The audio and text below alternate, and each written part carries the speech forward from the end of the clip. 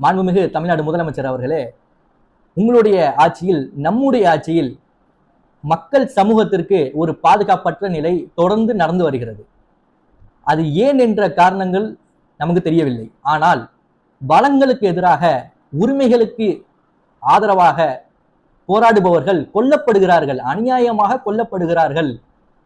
இதனை உங்களுடைய தலைமையிலான காவல்துறை கண்டுகொள்கிறதா, கண்டுகொள்ளவில்லையா, அவர்கள் உரிய பாதுகாப்பு அளிக்கிறதா இல்லையா என்பது கேள்விக்குறியாக இருந்து வருகிறது.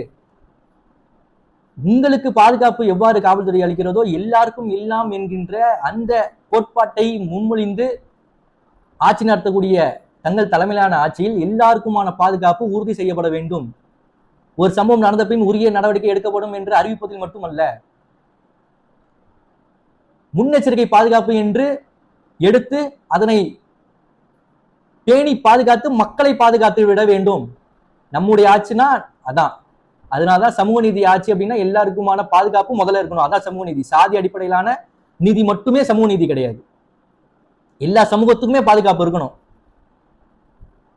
முதலமைச்சர் அவர்களே, இதை நான் உங்ககிட்ட சொல்றேன்னா, நீங்க ஆன்லைன்ல, ஃபேஸ்புக்ல, சோசியல் மீடியால உங்களை டேக் பண்ணி ஒரு கோரிக்கை வச்சோம்னா அதை பட்ஜெட்ல நிறைவேற்றும் வகையில் நீங்கள் அந்த மாதிரியான நடவடிக்கைகள் மேற்கொள்றீங்க. அதனால நான் இந்த கோரிக்கையை உங்கள்கிட்ட சமூக வலைதளத்தின் மூலமாக உங்கள்கிட்ட வைக்கிறேன். இது தொடர் சம்பவமாகி வந்து கொண்டிருக்கிறது. கடந்த சில தினங்களுக்கு முன்பாக ஜாகிர் ஹுசைன் என்பவர் கொல்லப்பட்டிருக்கிறார். அவர் வீடியோ பதிவிட்டு, உங்களுக்கு கோரிக்கை வைத்து வீடியோ பதிவிட்ட பிறகும் அவர் கொல்லப்பட்டிருக்கிறார். இந்த ஆட்சியின் மீது குற்றவாளிகளுக்கு, ஆக்கிரமிப்பாளர்களுக்கு பயம் இல்லையா? வக்ஃபு சொத்து மிகப்பெரிய பிரச்சனையாக இருந்து வருகிறது. தங்களுடைய ஆட்சியில் முஸ்லிம்களுக்கு பாதுகாப்பாக இருக்கக்கூடிய சொல்லக்கூடிய இந்த ஆட்சியில் வக்ஃபு பிரச்சனைகளுக்கு நீங்கள் சுமூகமான தீர்வு எட்டிவிட வேண்டும். கடந்த அதிமுக ஆட்சியின் போது கூட இவ்வாறு கொலைகள் நடைபெறவில்லை. போராடுபவர்கள் கொலை செய்யப்படவில்லை.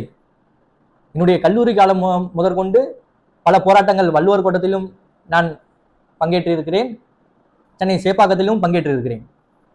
பல போராளிகள் அங்கே வருவார்கள். பல போராளிகள் கொல்லப்பட்டதாக, எக்ஸப்ட் அந்த தூத்துக்குடியே விட்டுருங்க, அதெல்லாம் எதிர்த்து வந்தவங்க தான் நீங்க. உங்களுடைய எல்லாருக்கும் எல்லாம் என்கின்ற அந்த கோட்பாடை பிடித்து, அண்ணாவையும் கலைஞரையும் படித்து, பெரியார், அண்ணா, கலைஞர் என மூவரையும் படித்து உங்களை பார்த்து பிடித்ததுனாலதான் நம்முடைய ஆட்சி என்று நான் கூறுகிறேன். எனவே சமூக நீதி என்றால் எல்லாருக்குமான பாதுகாப்பை முதலில் உறுதி செய்துவிட வேண்டும் என்று நான் விரும்பி கேட்டுக்கொள்கிறேன்.